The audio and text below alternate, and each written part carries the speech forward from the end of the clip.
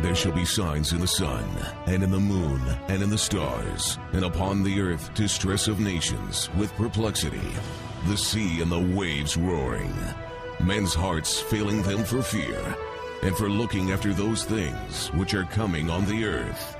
For the powers of heaven shall be shaken.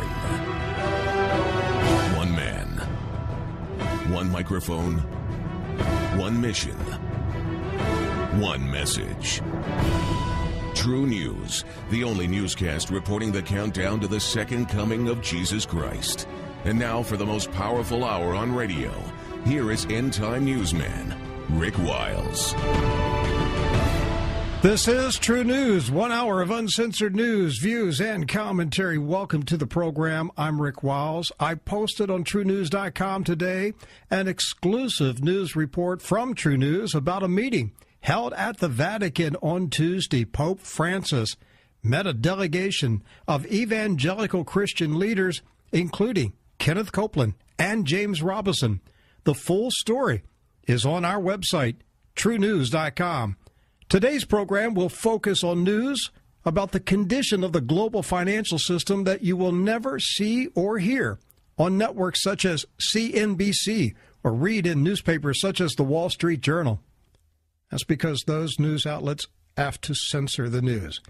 Jim Willie is on the telephone to tell us some of what he knows about things going on behind the scenes in the financial world. He is the editor and publisher of the Hat Trick Letter. Each month he publishes two massive reports, the Global Money War Report and the Golden Currency Report. I personally rely on those reports for information and insight about what's really happening in the financial world.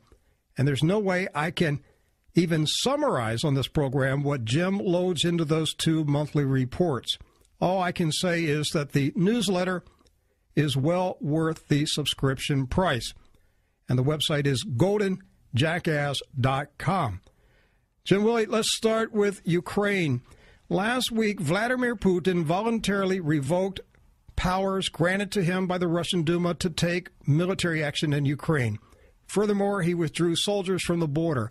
Yesterday, U.S. Secretary of State John Kerry gave Mr. Putin an ultimatum to give in to U.S. demands within hours or else. Today, Ukraine joined Georgia and Moldova in signing an agreement to begin the process of being brought into the European Union. My question to you, Jim, are Western leaders deliberately provoking a confrontation with Russia, or is this stuff nothing but a carefully choreographed, pre-scripted drama to deceive the world? Very tough question. It's good to be back on, first to say. We've got a game going on where the U.S. and the West has only two cards to play against the Kremlin and Putin. One is to cut off and or steal gas from the Gazprom pipelines, cut it off and deny Europe its gas, or to steal and siphon, which is what they really do all the time in Ukraine. The second card they have is to do nuclear strikes. I don't mean like a worker strike, I mean like a nuclear attack. And we got a bunch of neocons that control a good deal of the U.S. military policy. And neocon is just a nice word for neo-Nazi. So people need to wake up that when Bush Jr. hit the office of the White House and his gang of neocons came in with a lot of foreign passports, these were the Nazis. These were the neo-Nazis who brought us 9/11. I fully believe that they are key players behind the 9/11 attacks.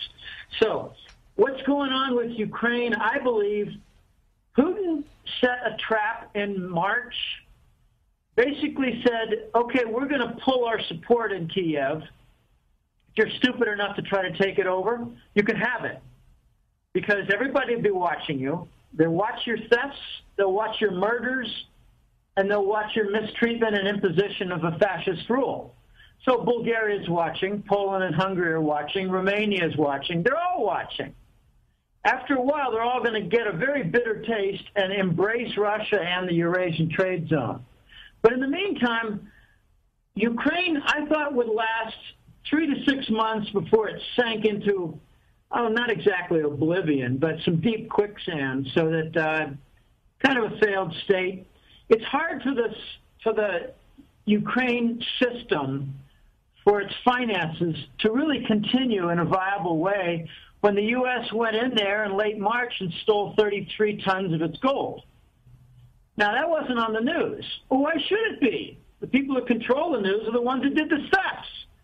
33 tons.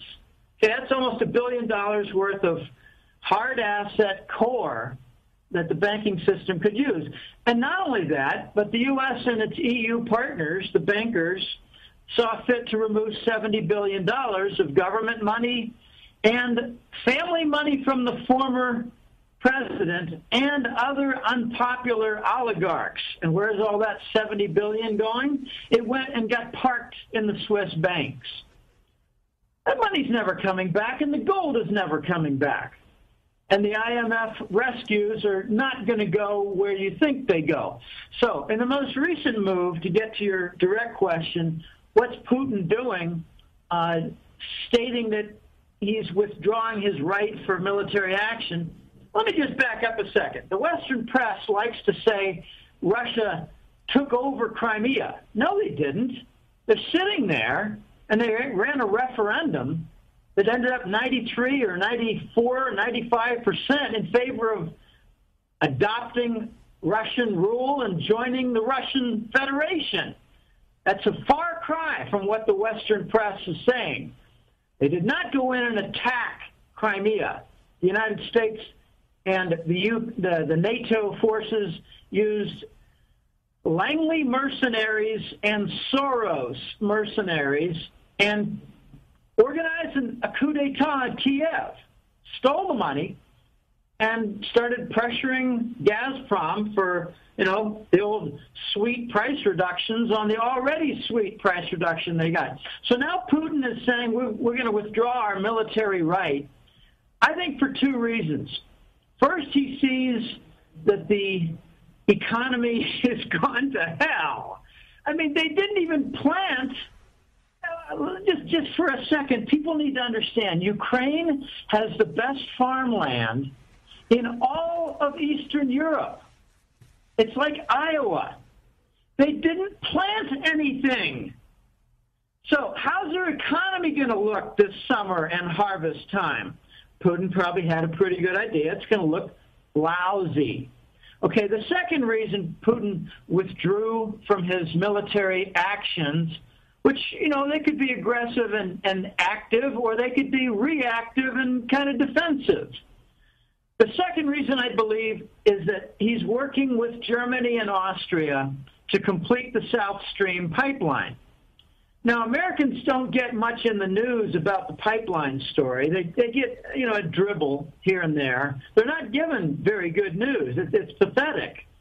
But about 10 years ago, Russia and Gazprom decided we need some alternatives because everything was going through Ukraine in pipeline networks. And, it worked out great for a while, except they realized, these pipes are getting old and the Ukrainians are stealing gas.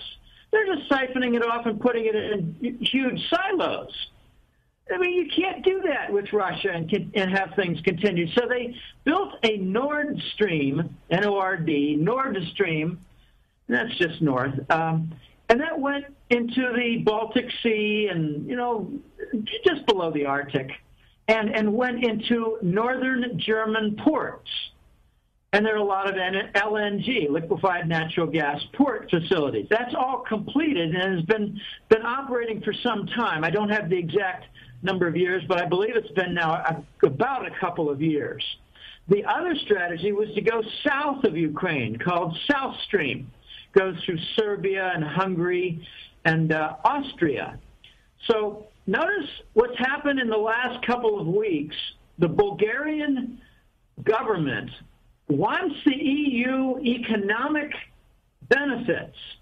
So they're pursuing the EU and not necessarily the NATO, which is the military commitments. So they're pursuing the commercial and economic benefits in the EU, and they gave lip service to Kerry and John McCain and the other clowns from the U.S. Senate who went to Bulgaria.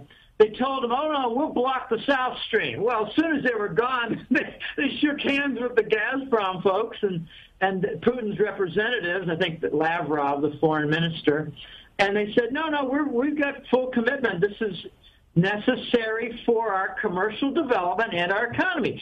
So they're playing the U.S. for the EU side. They're playing the U.S. government to obtain the EU approval for commercial and economic benefit. They're playing Gazprom in the Kremlin with Putin's representatives for, again, commercial and economic benefit. I think Putin realizes the Ukraine economy is going to collapse. So no need to fight in there anymore. Just let it sink.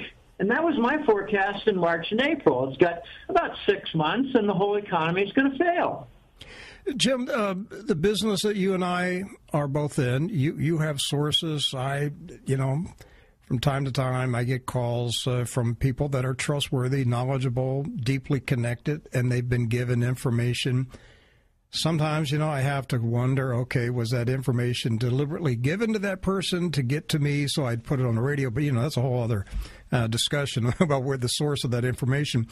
But in late May, I was called by a gentleman that I know personally, a businessman, very successful businessman, a lot of connections. He had been told that, again, this is May, he said there will be a short-lived war between Russia and Ukraine that will break out around mid-July. And shortly after that, gold prices will begin to skyrocket. Are you hearing anything about this, that there is going to be some type of military confrontation in July? I don't understand the question. It's not really a question. I guess what I'm asking you is have you heard any rumors that there is planned a Russian incursion into Ukraine in the middle of July?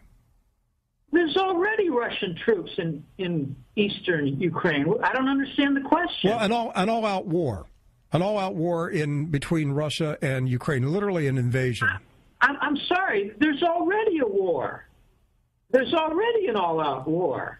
Well, it's Spetsnaz. It's Spetsnaz and commandos, but I'm talking about where tens of thousands of troops are brought in. And there are already 10,000 troops in. They're blowing up bridges. They're damming off waterways to deny Crimea water. They're attacking checkpoint posts on the border. They got raids. I heard there was a gigantic armory raid where the loyal troops to the Kiev regime lost a couple hundred tanks, dozens and dozens of armored carriers, Stinger missiles, all kinds of equipment, 200, 300, 400 pieces of military hardware that weigh tonnage. There's already a war. I thought your question was going to be, do you think it'll break out into a nuclear war in July? Because there's already a war. All right, let's go. Okay, let's go to the next question. Is this war going to eventually erupt into a nuclear confrontation? Only if the United States wants to commit suicide. And what's your guess? What do you think they're going to do? I think they're going to get booted from power. We got some very strange things that are happening that are not in Ukraine that will relate to Ukraine. And it's happening in Syria. Okay. It has to do with the ISIS. It's that, broad Syria, Iraq, Sunni. They want to create a Sunni religious caliphate. Mm-hmm. And the troops that are working there are Langley troops. They're trained, funded, and armed by Langley. They first attacked last autumn in Syria. And now that they've gotten a stalemate with some Russian support in Damascus and Syria, the whole horde of maybe 10 to 12,000 very vicious and nasty, well-trained and well-armed troops are moving into Iraq rather. They're going down Syria toward the Syrian-Iraq border, and they're slaughtering dozens and dozens, if not hundreds, in the Iraqi regular military, which is not very well equipped or trained. They're stripping off their uniforms and running before they're captured and killed. So here's the relation of the two. What I'm hearing is the U.S. military, let's call them the Pentagon regulars. You got to be careful when you talk about U.S. military anymore. What kind of U.S. military are you talking about? Is this the Pentagon U.S. Army, what I call the Pentagon regulars, with U.S. Air Force backup? Or is it the Langley military, which has unmarked uniforms and tens of thousands of mercenaries funded by narcotics money? All right, so there are two militaries in the United States. One is Pentagon regulars, and the other one is Langley mercenaries. They're about to encounter each other in Iraq. The U.S. military Pentagon regulars evacuated Iraq, and what filled the vacuum was the Langley mercenaries trained for Syria that migrated south and announced their new agenda. So they're breaking away a little bit from Langley, but they're still Langley funded and Langley trained and Langley armed, and now they've decided that they want to get some independent funding. So they stole the Mosul, I think it was $400 million, $420 million, Mosul, Iraq bank, the central bank. You know, the U.S. has Federal Reserve banks in, 12 different cities, Philadelphia, Dallas, San Francisco, Chicago, that we call like the Dallas Fed, the San Francisco Fed. Well, the Mosul Fed for the Iraqi central bank got robbed. And on their way to rob the bank, they also jumped a military base and stole all the equipment. We're talking about tanks, armored carriers, 1 million rounds of handheld missile types. So now the ISIS group is developing its own independent arming and independent munitions and independent funding. I wonder if maybe they're working with Langley or partially against Langley or both. Now, here's what I'm hearing. When and if and when the Pentagon regulars in Iraq encounter the Langley mercenaries, Obama's going to get a house call because U.S. military will be fighting U.S. military. Pentagon versus Langley. Tax money military versus narco money military. And what I'm hearing is the rap on the door at the White House will be senators with an impeachment proceeding that might gather a lot more force after the Democrats lose the full Congress in November. So that's how it relates to Ukraine. And, this is not finance stuff. So I had to answer the question because it's so important. And, we've got a whole lot of other very interesting, intriguing things going on, like I believe China purchasing the Federal Reserve and buying J.P. Morgan's headquarters and flying the Chinese flag alongside the U.S. flag in Dallas until the U.S. citizens objected. So they removed the Chinese flag. Why was the Chinese flag flying on a Federal Reserve property? I think because they own the Federal Reserve. What's going on? The Chinese flag was flying at the Federal Reserve on Pearl Street in downtown Dallas?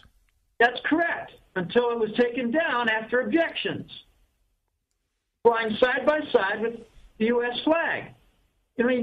We're focusing on Ukraine and Iraq, I think, too much, because we're cratering and we're imploding in the United States.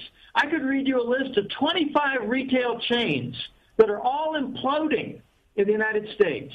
Macy's, Darden's, Staples, Target. I could name the whole list. So why are we only focusing on Ukraine and whether there might be a war, there might be a war, there might be a nuclear war? Where was the war with Iran? In 05, 06, 07, 08, 09, 10, 11, and 12. Well, Iran's now our ally.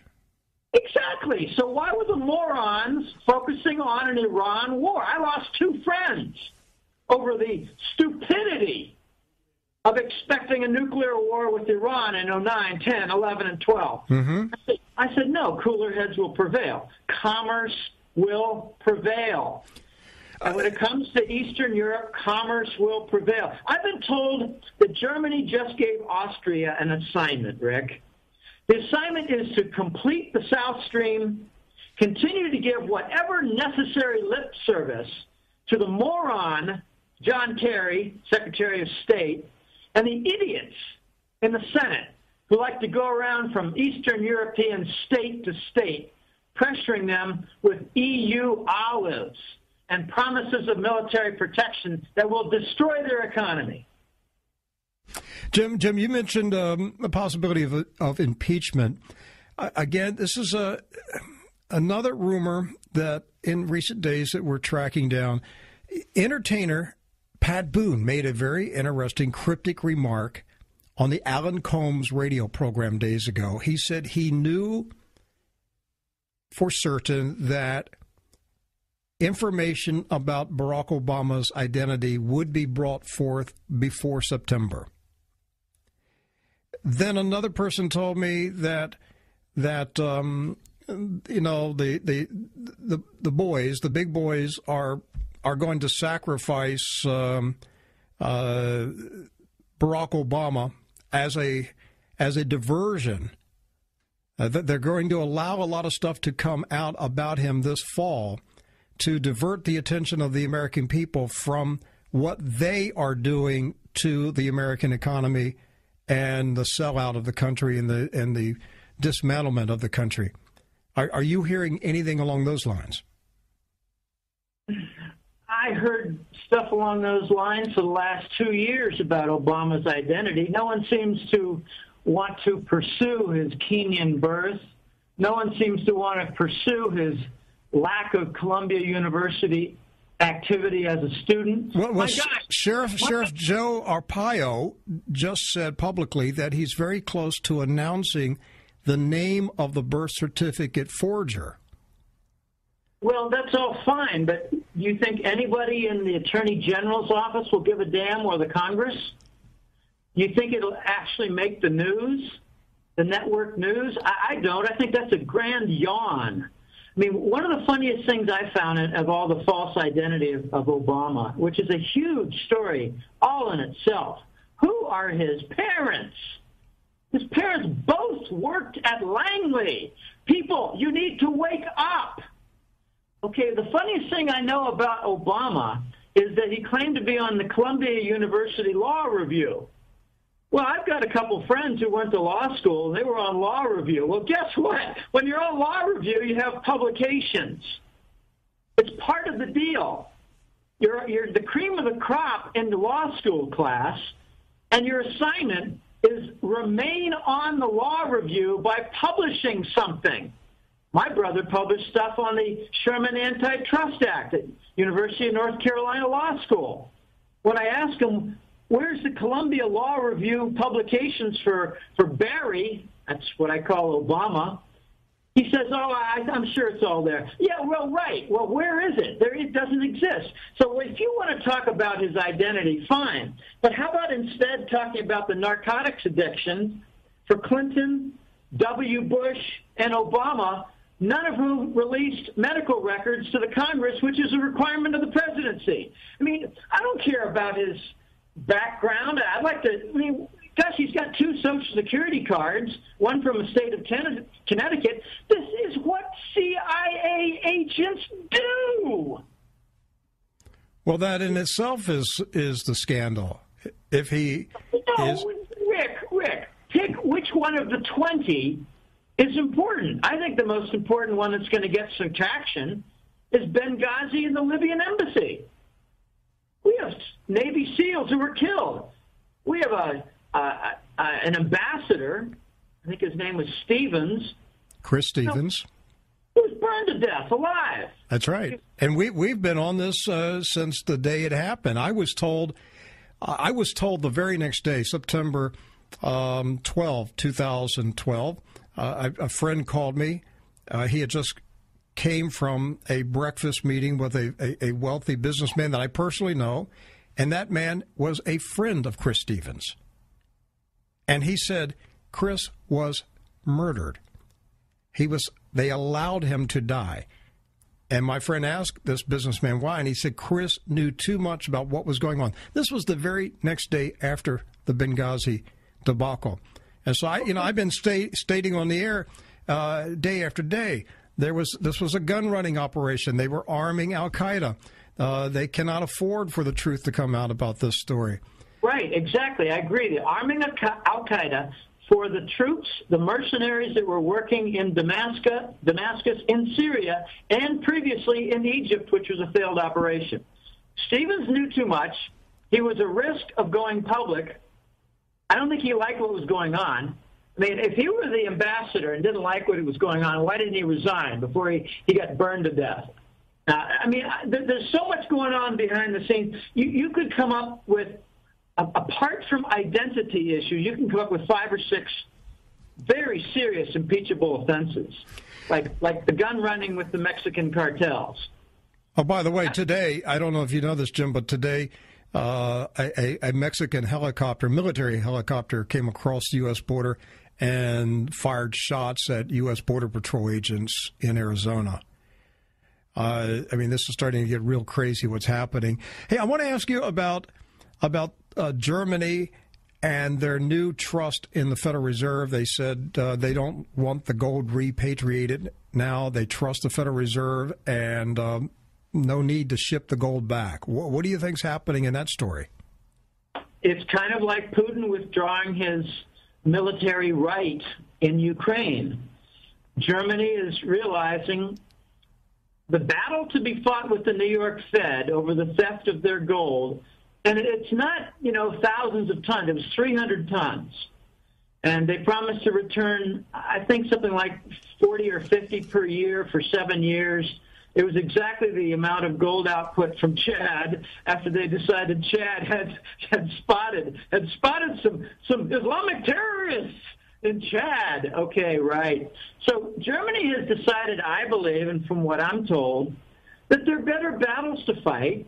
And, let the New York Fed play its games on the gold front by not returning and repatriating the gold, because Germany's got 2 things going on in its agenda. The first is, as I said before, the assignment given to Austria to complete the South Stream pipeline south of Ukraine for Gazprom.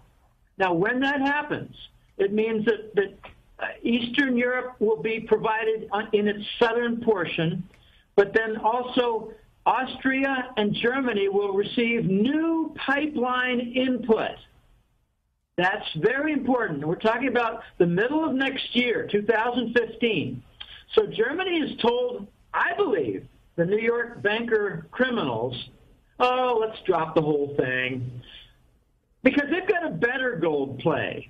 They're going to back Russia and China with their gold-backed, they're going to support Russia and China with their gold-backed new currencies, the gold-backed yuan from China, the gold-backed ruble from Russia, which is going to be the basis of trade settlement for the giant Eurasian trade zone that Eastern Europe and parts of Western Europe are going to beg to be part of, so they're not stuck in the third world with the United States.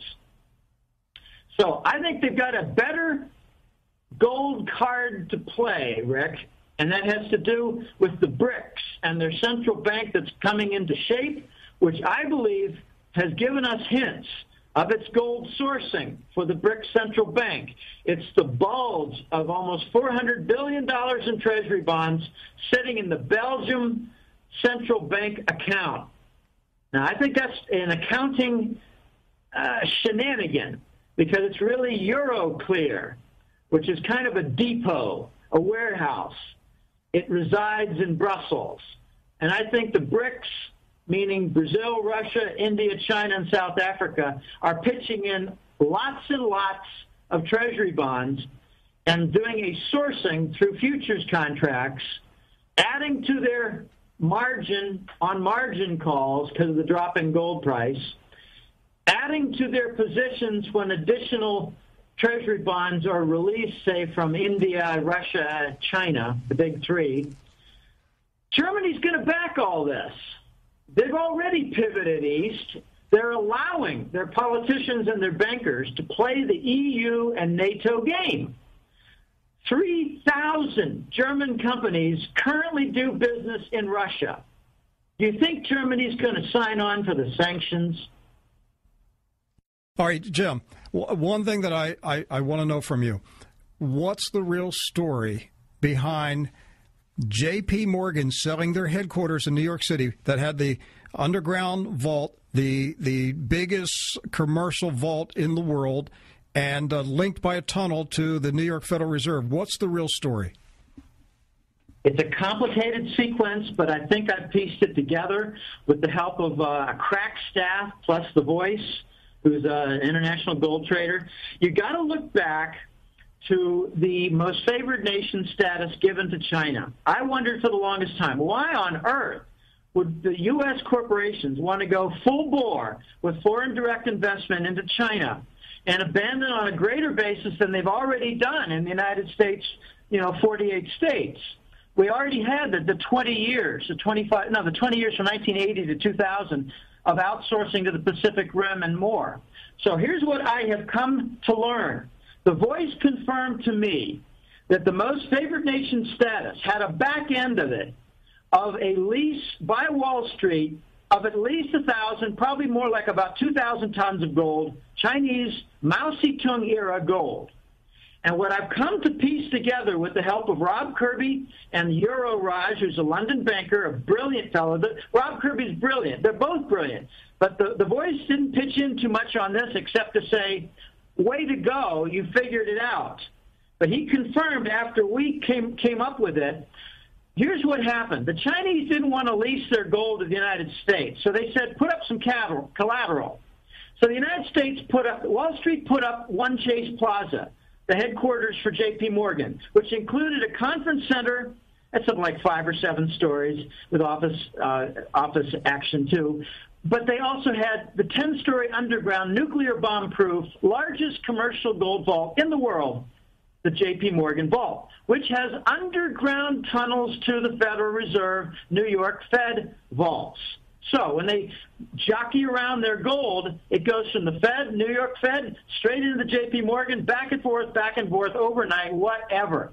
So then the Chinese, this is what we are concluding, because why else would they force the sale of One Chase Plaza for a minuscule $1.7 or $1.9 billion when the 75-story building alone is worth $3 or $4 billion? All right, here's what we've come to conclude. In order to secure the gold lease, China didn't trust Wall Street. They wanted to secure with collateral. Hey, look, the building alone is not sufficient. The J.P. Morgan headquarters are not sufficient. They wanted something up front from the U.S. government. So the government created a derivative, a financial derivative off the IRS income stream. And it acts much like a mortgage does with secure stream, which you securitize. Well, they securitized the IRS income stream. Now, a funny thing happened on the way to the forum after 2008. The U.S. economy and its banking system died. The U.S. economy has been dragging its butt, not doing well. The U.S. banking system has been insolvent, which they rescued with 2009, April 1st, FASB accounting rules jockeying. They changed everything, so now Wall Street can declare that they're not insolvent just by word rather than proof through independent accounting. So they reneged on the gold lease return, and they defaulted on the IRS secure stream derivative.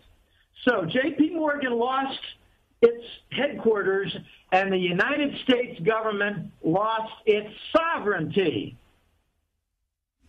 That's what's going on. Jim, if you put the sale of the J.P. Morgan headquarters together with the Chinese flags reportedly flying at the Federal Reserve branch on Dallas Street on Pearl Street in Dallas, it sounds to me that we may be looking at a Chinese foreclosure of the U.S. Federal Reserve. and the entire U.S. economy, yes. They now own the future income from the Federal Reserve and the income taxes from the IRS. They own the IRS income stream. I believe it's been transferred from the Vatican to China in the last year. Now we're going to get more industrial parks with Chinese labels and Chinese workers, and eventually you're going to get outposts and plants bought up by the Chinese with open season for hiring skilled Americans. I have warned for years that I've been very concerned that U.S. officials were pledging American Social Security numbers as collateral for Chinese loans. Well, that's too late. We lost that. That went insolvent a year or two ago. They pledged the IRS much richer stream. The Chinese aren't stupid. They probably turned down the Social Security stream. They went straight to the IRS, which I believe, I'm not sure of exact numbers, but I believe it's something like $500 or $600 billion a year. Now, when I say Social Security numbers, I'm talking about that they pledged the American people, literally our labor. They pledged us as collateral. Well, through our Social Security contributions and IRS withholdings, yes. Mm-hmm. We're about to be colonized. They own 30%. The Chinese own 30% of Manhattan commercial property. They own a significant percent of Vancouver property and Los Angeles commercial property. They're moving in. They're redeeming their treasury bonds. But in the meantime, they're going to interrupt and force the United States to launch another U.S. dollar domestic currency. I'm calling it the Scheisse dollar. It's going to be for U.S. purposes only. It'll be devaluated 30% right out of the gate, which will cause 50% import price inflation immediately. All right, I'm going to, if you can explain this in a short period of time, you're talking about a two-tier dollar system, a dollar for international trades, a domestic dollar for the American people. How does that work? Well, the first step is you lose the Federal Reserve control of the dollar, and I believe that's already happened. The Chinese control the Federal Reserve. They're going to maybe change the charter of the IMF, International Monetary Fund, and get it to work jointly with, say, the Federal Reserve New York office. That way they'll have a European center outpost for the Federal Reserve, IMF office. They might even change the IMF office to Federal Reserve European office. No, that's the beginning. It's going to be called the international dollar, and it's going to be loaded with conspiracy and intrigue and all kinds of messy stuff. Like what happens in Panama, Switzerland, Singapore, and Hong Kong with all the dollar accounts? Are they intact? When you have a new launch Scheisse dollar, they're trying to call it the Treasury note instead of the Federal Reserve note. The U.S. Treasury note will be the basis of the new dollar. I'm hearing it called the Republic dollar. It's nice to call it a republic. Well, what is it, the fascist Republic of America? No, we're likely to see a split dollar because of QE and the unsterilized bond monetization that is wrecking the global economy. The rest of the world wants to take away the dollar from the United States, and when it does so, the U.S. will need to create its own dollar and then wreck it. Are they going to resurrect the Amero concept? I don't think so. Canada is way too much in Chinese control already. Western Canada is already a Chinese colony with all kinds of guaranteed supply routes for Athabasca oil and Western Canada agricultural output. Remember, their summers are longer than U.S. summers. So they have a longer growing season there for the midsummer. They got, I shouldn't say that, not a longer season, longer daylight. In Saskatchewan, the sun sets at 10 p.m. In Edmonton, Alberta, it sets at 10:30 p.m. in June. So we have that now. So China already has colonized British Columbia. They own the main Vancouver port and the Port Richey port. Those are major ports where mining ore goes out, Dory bar. I mean, just all kind of output from agriculture, cement, coal, whatever, all kind of. They're not going to let the United States save itself by attaching a millstone around Mexico and Canada's neck. By the way, the BRICS summit is coming up in about 2 or 3 weeks. Do you expect that we will see and hear a major announcement about an alternative financial system coming out of the summit? I think we're going to get some announcements. I don't think we're going to get the full table. I think they have a great challenge that actually started about 3 years ago to get all the connections working. When you have a gold-backed currency, it's not simple. You need to have a connection between the Forex currency market and, say, the crude oil market and the gold market. And just throw in silver, too. And let's leave out natural gas, because that's very localized, as we're finding out. For a long time, Europe and the United States had a markedly different natural gas price. The gap between Brent crude oil and U.S.-based West Texas crude oil, that gap was, $10, $20 for a few years. That's completely closed. And the hint behind the closing of the Brent Texas oil price gap means the petrodollar is dead. So Saudi support for the petrodollar is gone. All right, that was my next question. Where are the Saudis in this mix right now? 2 weeks ago, they announced an independent sovereign fund, sovereign wealth fund, independent of the Saudi central bank. And its main responsibilities would be to find good investments, safe investments, secure investments that move away from sovereign bonds. Can you say conversion of treasury bonds to gold bullion? Now, this Saudi Sovereign Wealth Fund, SWF, the Saudi fund is independent of their central bank. Now, here's the importance of the Saudi Sovereign Fund now that's coming into play. I believe if they start learning how to convert treasury bonds and other sovereign bonds, like Euro bonds, like UK gilts, the British and European sovereign bonds that support the pound sterling and the euro currency. If the Saudis begin to get competence and experience and get the channels working to convert treasury bonds and other sovereign bonds to gold, expect all the Persian Gulf nations to follow in that path and maybe use the same offices. And bear in mind the marriage that's taken place in the last 2 months, 3 months, between the Saudis and the Chinese. I can't even count the number of summit meetings they've had. I'm up to about 4 or 5, and I think I've missed a couple. They have these love fests that I call.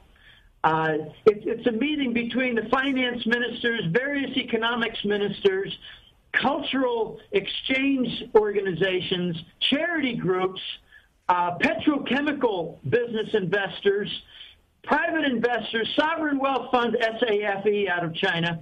And it's just a giant conference where I think the Saudis were given some marching orders. Set up, I mean, I can't prove this, I'm just guessing, but the Saudis are working closely with China and have been for 3 months.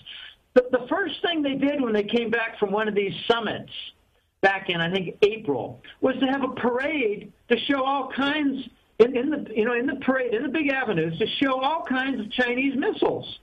They showed off Chinese military hardware. That's a giant flipped bird to the U.S. military and the U.S. government. Okay, the other thing they did was they started inviting for what I call détente, and you hear the word rapprochement in French, between the Saudis and the Iranians. And now you've got a meeting with the the Kuwaitis and certain Iran ministers. And now you've got meetings between the Qataris and Russian Gazprom leaders, executives. You're having a love fest between the whole Persian Gulf and Russia and China. But the most important element that I see, apart from the Saudis setting up a sovereign bank, sovereign wealth fund, which I believe is to be to convert treasury bonds to gold. The most important thing I see is a warming of relations between Riyadh and Tehran, between the Saudis and Iran. The United States doesn't like this. The United States is all about war, destruction, undermined economy, bond fraud, stolen gold. Shall I go on? Jim, will the Nazi neocons turn their ISIS army onto the Saudis? They already have. Debka File reported today that the Saudi military is on high alert. They're on massive overdrive for desertion. Plus, what about a month or two ago, the Saudis asked Pakistan for, what was it, like 100,000 troops to be stationed in Saudi Arabia? The Iraqis don't know how to defend their country. The U.S. went in there not to do nation building, but to gather in all the oil that they could, lock in contracts, and to bring about rescinded Russian and Chinese contracts.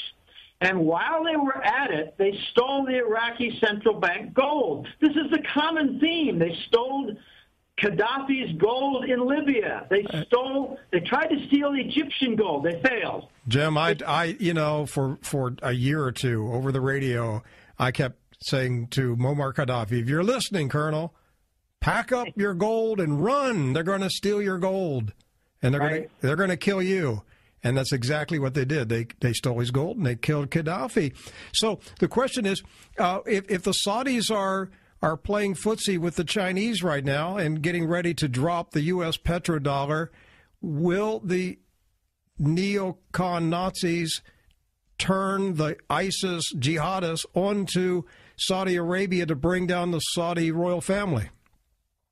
I think they're going to try. One of the things making the Saudi royals extremely nervous right now is that a large contingent of ISIS, just think of it as the Arab fanatic mercenaries that fought in Syria and are now moving south into Iraq.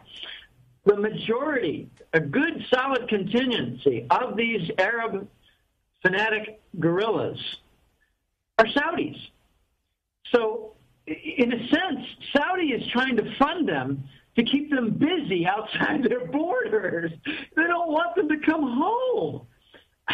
The United States did something already to Saudis, and it angered them to no end. They released a deadly virus. This is what we do. You're talking about the MERS? Yes.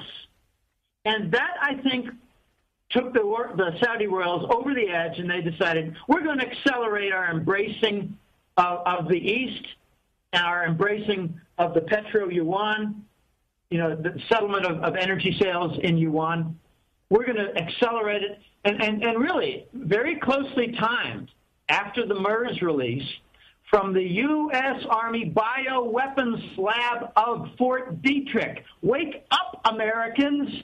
We're the virus source.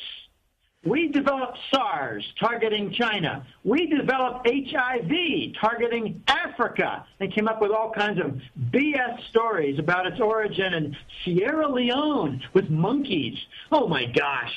Crazy, crazy stuff. And right now, at the University of Wisconsin, we have scientists that are recreating the 1918 Spanish flu virus.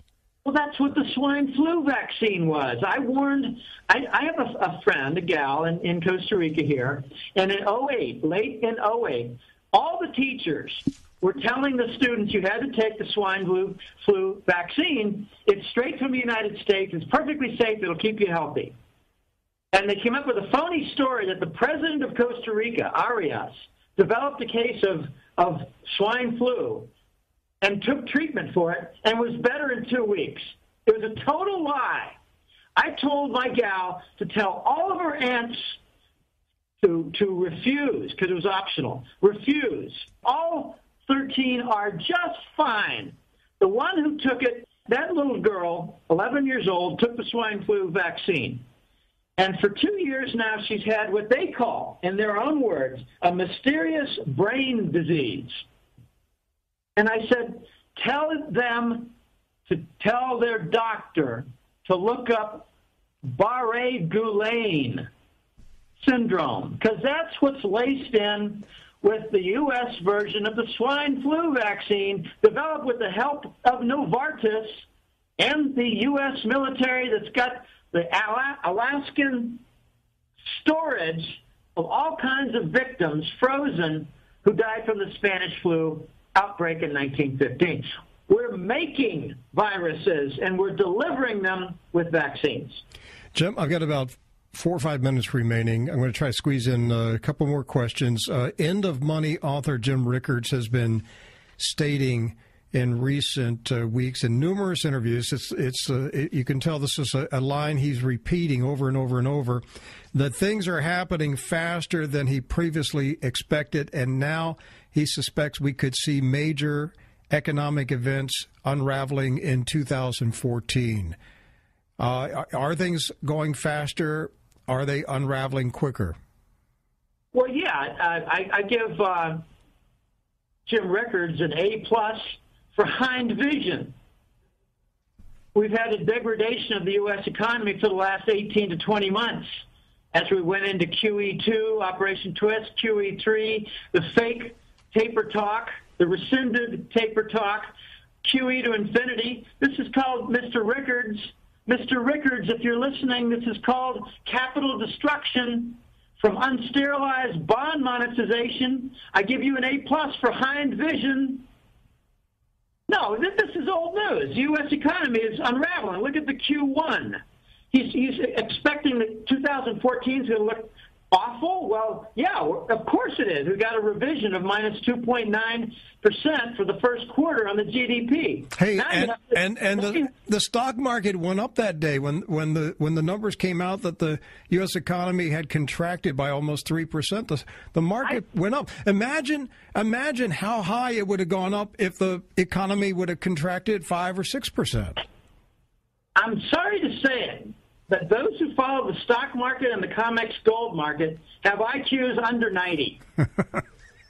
I don't look at the stock market. I couldn't tell you if it's 13,000, 12,000. I'm making a joke. The fact that on the day that the numbers came out showing how bad the U.S. economy was, the stock prices went up, and I was like, "This is insane. I mean, this is crazy." I don't care. I know. It's all manipulated. I mean, everything is fake at this point. Nothing is real. Simon Black posted a story today from Singapore where a high-level, I don't have the article in front of me, I don't know if it's a central banker or wealthy billionaire, stated that there is a calm before the storm, and he told Malaysian investors to prepare for a banking collapse. Well, that sounds all very good, but calm? We've had no calm for 3 years. I'd like to point out something that maybe is not on your radar, this BNP Paribas criminal investigation by the Attorney General's Office, Department of Justice, U.S. government. We're starting to see the evidence of massive Treasury bond dumping. Now, it's hard to connect the two unless you really have a good experience level of Treasury bonds, but I believe BNP Paribas has been helping Russia and China and India to dump their Treasury bonds, and the U.S. government found out about it. So how did they dump Treasury bonds but develop a huge short position on Treasuries that the U.S. government noticed? So in come the Attorney General clowns and try to impose a $10 billion fine, which is way out of whack, and impose an admission of guilt document, which will force them to be liquidated. And I think they're going to try to fold them into Societe Generale, the big French bank, because that's where they've got better control room activity for the Treasury bond, Exchange Stabilization Fund, and the gold futures contracts. So the BNP Paribas case is an example of one more item that belongs on your radar of Treasury bond dumping, in addition to the Belgian bulge of all those $400 billion showing up in Treasury bonds. We're starting to see the grand fractures. The problem is we're not identifying correctly. The hat-trick letter does. That's what I do. Jim, last question. How long can they keep the Ponzi scheme going? Until 2008.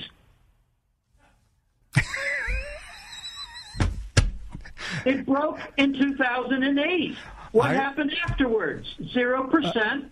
That didn't work. So what happened afterwards? QE with unsterilized bond monetization. That didn't work. So they went to QE2. And all the while they changed the accounting rules in April 1st of 2009. It broke in 2008. Jim, I get people who write to me all the time, and they go, Rick, you're wrong. You said for years the financial system was going to collapse. It hasn't happened. And that's my answer. It's already collapsed. This is artificial life support. Exactly. This is an intensive care artificial life support that's not working. I used to say we're ready to go over the cliff. Well, we already went over the cliff. We're in free fall. The next thing you hear is the thud. When you're in QE, you're in free fall because it doesn't fix anything. It causes. Okay, here's a nice little physics analog. When you're in free fall and you're in QE, you're doing unsterilized bond monetization.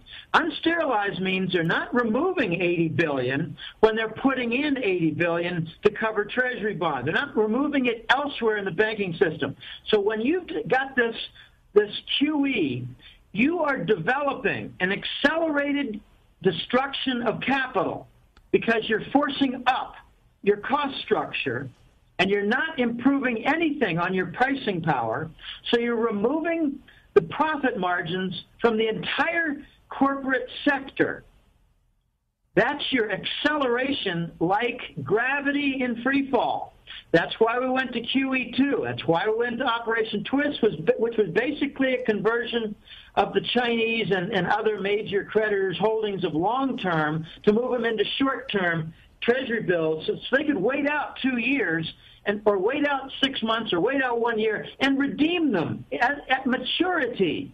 And then they went to QE3 because it didn't work. And then they tried lying to us about taper talk, and it didn't work. None of these things work.